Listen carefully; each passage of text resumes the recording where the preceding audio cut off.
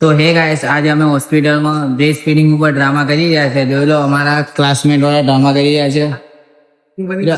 આ ભાઈ ડોક્ટર બની ગયો. ડોક્ટર સાહેબ કેવું મજામાં? આ ભાઈ ડોક્ટર બન્યા છે.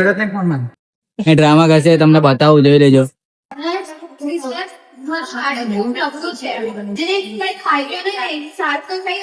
ચિંતા ના કરો, તમારું ઓછા વાતામાં હશે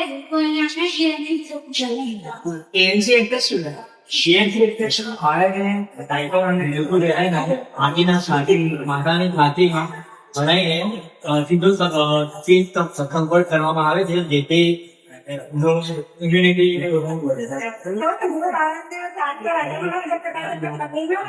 માતાની ગરમીના લીધે બાળકને ગરમી બોલે છે.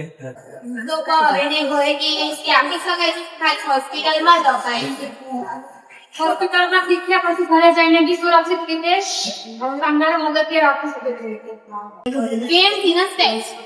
પહેલા માતાએ એના હાથ કમ્પ્લીટલી હોવા જોઈએ.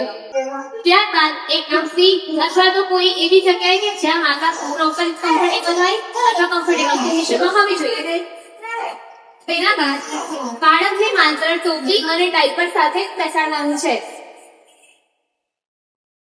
બાળકને માતાની છાતી સાથે લગાવીને કુંડી તરફ લગાવવાનું હોય છે અને એનું જે માથું છે એ સાઈડ રાખવાનું હોય છે, જેનાથી બાળકને શ્વાસ લેવામાં તકલીફ ન પડે.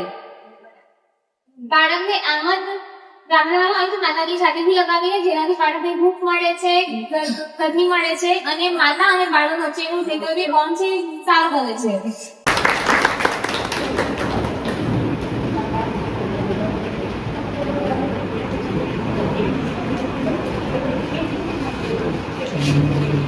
How to